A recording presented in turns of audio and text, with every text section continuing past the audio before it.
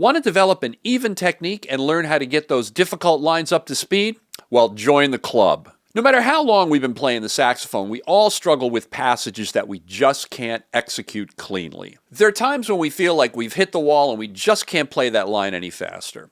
We get frustrated, maybe we feel like we just want to give up and throw the saxophone out the window. Of course, this has never happened to me. This man is lying. In this lesson, we're going to explore how to build clean saxophone technique right from the start, as well as a method to tame those tricky lines so you won't have to toss your saxophone out the window again. Because, well, saxophones ain't cheap. No saxophones were harmed in the making of this video.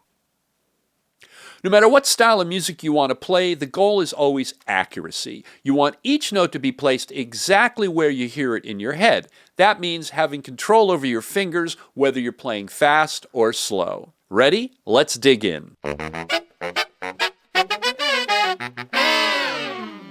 First, let's talk about the basics to developing good, clean technique right from the start. The main element to developing clean technique is understanding muscle memory. Contrary to its name, muscle memory isn't actually stored in the muscles themselves. It's a form of motor learning that takes place primarily in the brain.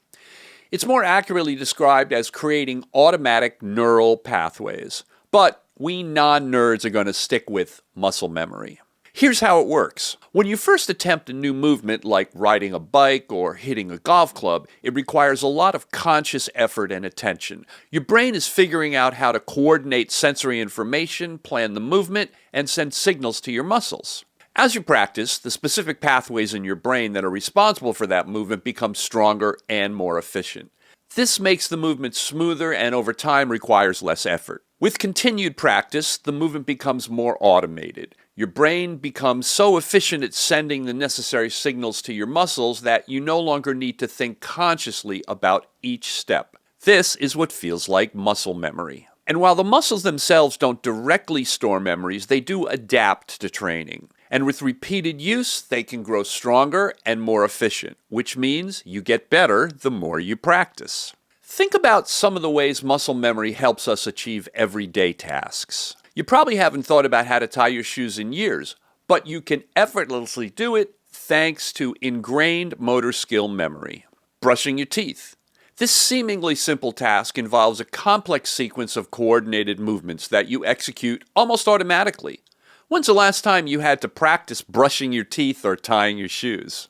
And of course, athletes rely heavily on muscle memory for complex skills like throwing a ball or hitting a golf shot. What does all of this have to do with saxophone technique? That's an excellent question. I'm glad I asked. Repetitive practice burns in those fingering patterns, freeing your mind to focus on musicality and expression instead of consciously thinking about each note. This gets us smoother movement between notes, and that gets us faster playing. Muscle memory is a powerful tool for saxophonists, but requires mindful, concentrated practice to ingrain those fingerings. When we're working on getting something under our fingers, there are 3 key words to remember: slow, straight, and slurred. It's essential that you practice slowly with attention to detail. If you practice sloppily, you'll learn to play sloppily. Don't practice anything at a tempo that's too fast to play without mistakes. Nigel from Sax School did a great interview with my friend and teacher Lou Marini, who told a great anecdote that explains how even the masters have to practice slowly. Through a friend of mine, I did a tour with Barbra Streisand Orchestra, a couple tours with her, playing in her orchestra. And one of the saxophone players, who was the oboe doubler, told me a story that a flute player friend of his told him about studying with Julius Baker, the great flutist for many years with the New York Philharmonic. A lot of people think he's the greatest flute player ever. And she said, "Maestro, you never seem to make a mistake. What's the deal with that, And he says, "Well, that's because I never make a mistake." And he went on to explain that his practice process when he learned something new was to play it so slowly that he was not going to make a mistake. And then to increase the speed that he practiced with so slowly that still he was not going to make a mistake. Until when he got it up to tempo, he had never made a mistake the whole time he Wow, played. that's fantastic. So that's a very severe discipline. Like Lou says, that's a very severe discipline, but it's why Julius Baker is one of the best flautists in the world. Of course, not everyone has the discipline or the hours to practice everything in that way, but I'm sure you can imagine how, when you start out working on something new, you can benefit from this approach, and it's a great principle to always keep in mind. In the words of the great saxophonist James Moody, a wise man practices slowly, a wiser man practices even slower. By straight, we mean evenly. Use a metronome and think of the notes as if they're on a grid. We want each note to have the exact same length.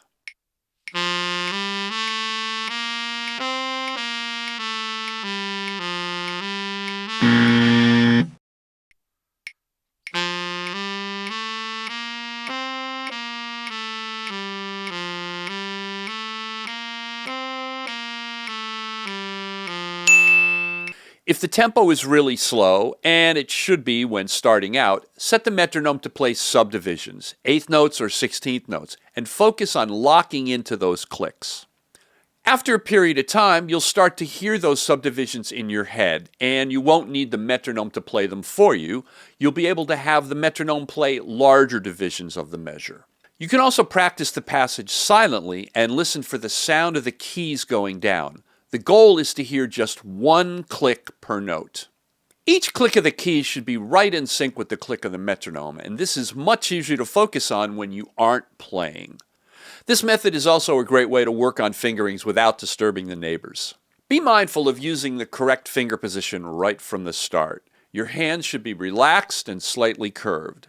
Starting out with the proper hand position and posture is going to be much easier than trying to change your bad habits down the road. In order to really focus on achieving an even technique from note to note, it's best to keep your tongue out of the equation when you're first getting a passage under your fingers.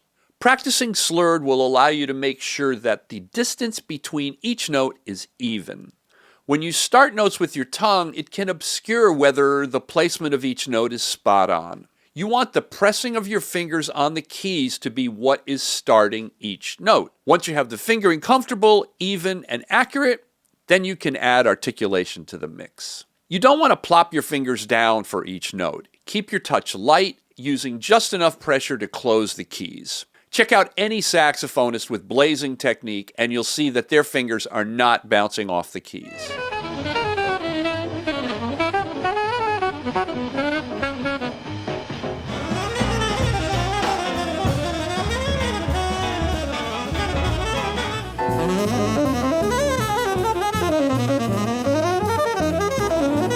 You want your fingers as close to the pearls as possible. And how do you learn this? Or relearn it if you've been doing it wrong? Slow practice to ingrain the habit into your muscle memory. So remember those 3 S's: slow, straight, and slurred. No matter what style of music you want to play, jazz, pop, classical, funk, blues, whatever you're into, if you want to improve in that style or even learn a new style, come check out Sax School Online. We have thousands of lessons in all styles, master classes with some of your favorite saxophonists, and a great community of members. So come and join us. Click the link below. There's a 14-day free trial running right now. Now let's talk about another method to help clean up those tricky lines. The most effective way to master difficult technical passages is to break them down to smaller components. Our brains process smaller bits of information faster than big chunks. This method works really well if you're working on a passage and you feel like you've reached a point where you just can't increase the tempo any further. I learned this method years ago when I was studying with Lou Marini, and since then I've seen variations of this method used by musicians of all styles and instruments. Everyone swears by it, and once you learn it, you'll be a convert too. Let's do it. Let's use a very simple example. Say I'm practicing a scale in 16th notes, gradually increasing the tempo until I reach a point where I can't increase the tempo any further. We'll call that our break tempo. For this demo, let's say that the break tempo for this exercise is 16th notes at a quarter note equals 120.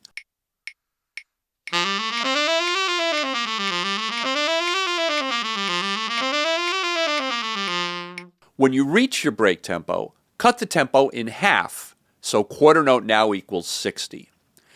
Now, start by playing the line at even eighth notes. Keep your fingers on the keys and keep your hands relaxed.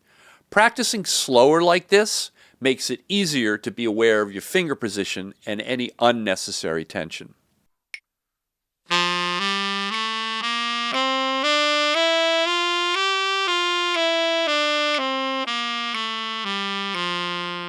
Now, still keeping these elements in mind, we're going to add some rhythmic variations. First, practice the line as dotted eighths and sixteenths.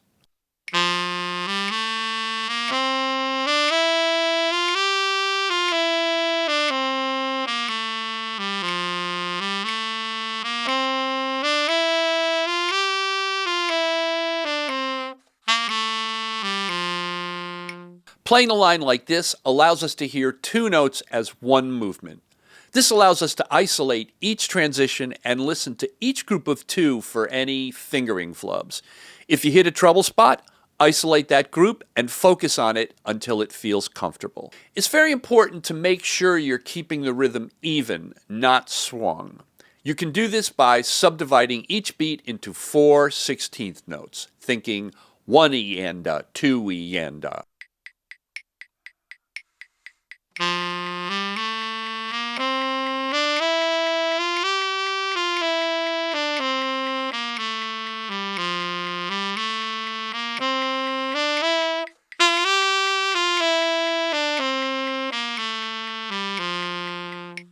Once you've practiced the line using the first variation, we move on to the next variation. 16ths and dotted eighths.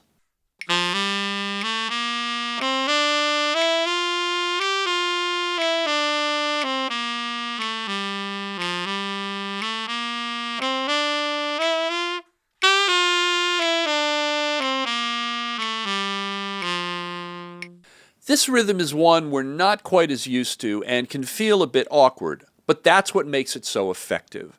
This one really helps to gain fluidity in your fingers and work on that muscle memory. Again, remember to pay attention to those 16th note subdivisions. Dot dot dot dot dot dot dot dot dot dot dot dot.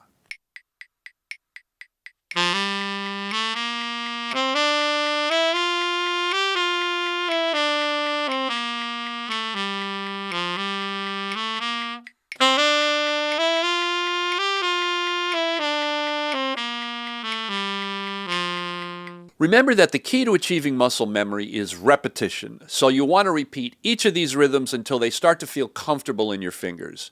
Then gradually increase the tempo until eventually you can play the line as 16th notes at a tempo beyond the original tempo.